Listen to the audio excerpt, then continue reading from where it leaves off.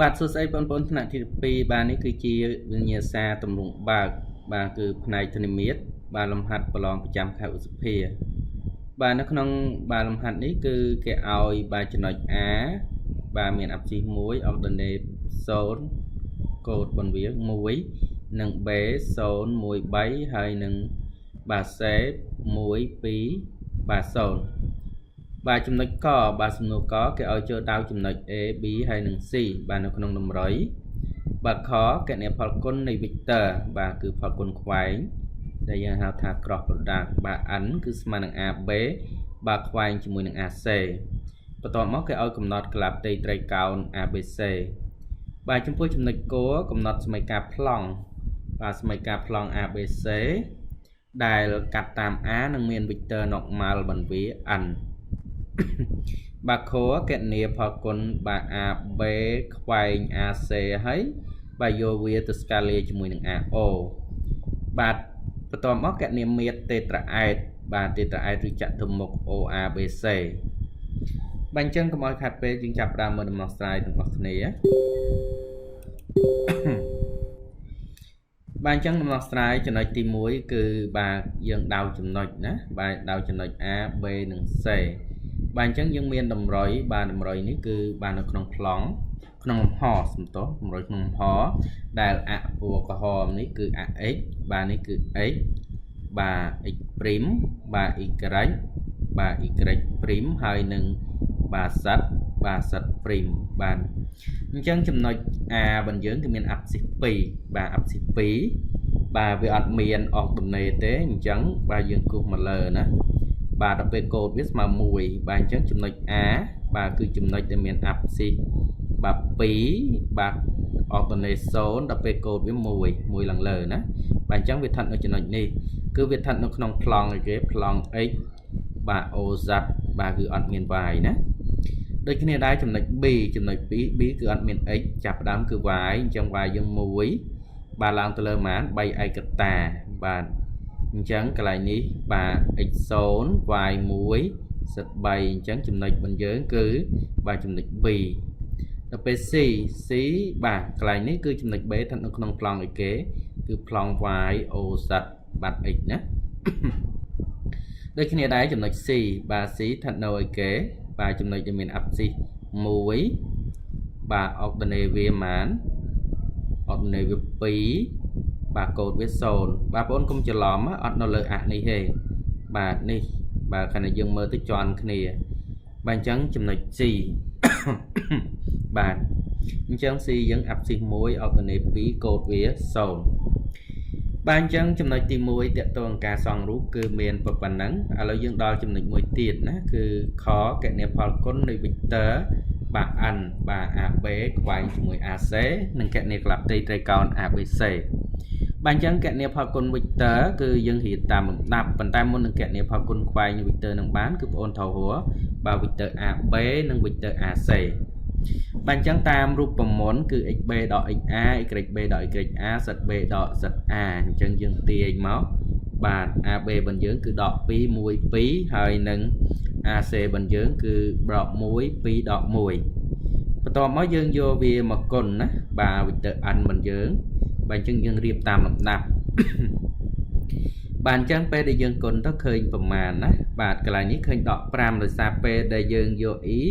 បាទនេះបាត់អីអញ្ចឹងអានេះគុណមកនេះដក1នេះដក4អញ្ចឹងដក5បាទដល់ពេលយើងយក z យើងលុបអានេះចោលណាបាទអញ្ចឹងយើងគុណមកនេះមកបានដកប៉ុន្មានបានបូក2តនេះដកប៉ះដកបូក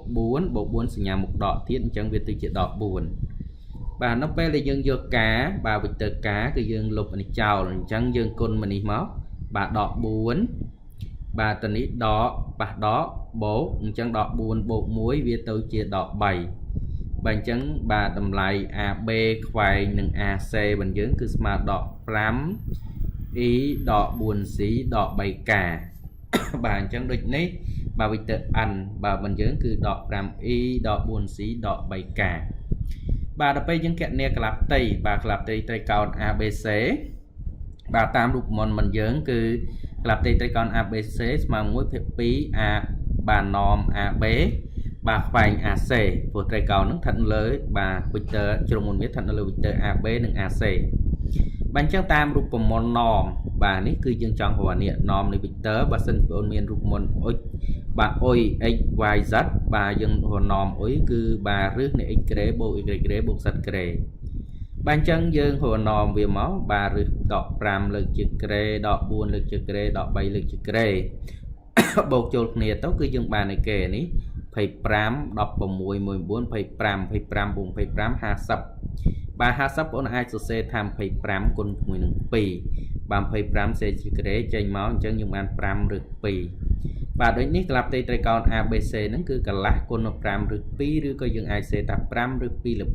2 បាទដូចនេះក្លាប់ផ្ទៃត្រីកោណ ABC របស់យើងគឺ 5 ឬ 2 លើ 2 បាទឯកតាផ្ទៃ បាទអញ្ចឹងចំណុចទាំងពីរនេះចប់ប៉ុណ្ណឹងណាហើយបន្ទាប់មកយើងដល់ចំណុចបាទកសម័យកាត់ប្លង់ ABC ដែលកាត់តាម A នឹងមាន vector normal អុយបាទអញ្ចឹងសម័យកាត់ប្លង់ ABC ដែលកាត់តាម A នឹងមាន vector normal n ហ្នឹងបាទគឺមានរាងបន្វា AX BY CZ បូក D ស្មើ0បាទដោយសារវាមាន vector normal n អញ្ចឹងពុនជួសមក n កន្លែងហ្នឹងគឺអីគេ A B C បាទអញ្ចឹងយើងបានដក 5x ដក 4y ដក 3z បូក D ស្មើ0បន្ថែមលើនេះដោយសារវាកាត់តាមចំណុច A ដែលមាន axis 2 ordinate 0 កូដវា1អញ្ចឹងយើងយកមកជួសមកបាទ2 0 1បងទាញរក D មកបាទដក 13 បូក D ស្មើ0បងទាញរក D យើងស្មើ13បន្ទាប់មកយើងយក D ស្មើ13យកមកជួសនៅក្នុងនេះអញ្ចឹងយើងបានដក 5x បូកដក 4y បូកដក 3z បូក 13 ស្មើ0ខ្ញុំគុណនឹងដកចូលគឺខ្ញុំបាន 5x បូក 4y បូក 3z ដក 13 ស្មើ0វិញបាទដូចនេះសម័យការប្លង់ ABC របស់យើងគឺ 5x បូក 4y បូក 3z ដក 13 ស្មើ0បាទតទៅទៀតយើងដល់ចំណុច core បាទចំណុច core យើងគឺតាក់ទងជាមួយនឹងការគណនាផលគុណ scalar ហើយនឹង met បន្តិត្រាអេតអញ្ចឹងដោយសារយើងមាន AB ខ្វែង AC មានហើយក៏ coordinate របស់វាគឺដក 4 ដក 5 ដក 4 ដក 3 ហើយ vector OR បាទអញ្ចឹងបងចាំបើសិនចំណុច A មាន axis 201ដល់ពេល AO បាទយើងខណ្ឌគុណសញ្ញាដកចូលមកគឺដក 20 ដក 1 បាទអញ្ចឹងបាទយើងយកគុណ axis គុណ axis បាទ ordinate គុណ ordinate ហើយកូដគុណ1កូដបាទអញ្ចឹងអានេះគុណចូលគ្នា10អានេះ0បាទនេះដក3បាទអញ្ចឹងសរុបទៅគឺយើងបានដក10បាន13មិនដក13ទេបាទដូចនេះ AB ខ្វែង AC scalar ជាមួយនឹង AO ស្មើ13បាទបន្ទាប់មកយើងរកមាត្រទេត្រាអេត OABC អញ្ចឹងរូបមន្តមិនវាគឺ 1/6 AB ខ្វែង AC scalar ជាមួយនឹង AO បាទអញ្ចឹងយើងកាន់បំពាក់មកដោយសារ norm នេះគឺស្មើ13បាទអញ្ចឹងយើងបានមាត្របន្វាគឺ13លើ6បាទឯកតាមាត្របាទຂະຫນາດបន្វាគិតជាមាត្រឯកតាមាត្រណាបាទដូចនេះ VOABC របស់យើងគឺ13លើ6ឯកតាមាត្រអាចជាម៉ែត្រគីប ដេស៊ីម៉ែត្រគីបឬក៏គីឡូម៉ែត្រគីបបាទអញ្ចឹងចំពោះលំហាត់បាទប្រឡងប្រចាំខែឧសភាផ្នែកទំនងបើករបស់យើងគឺមានតែប៉ុណ្ណឹងបាទអរគុណ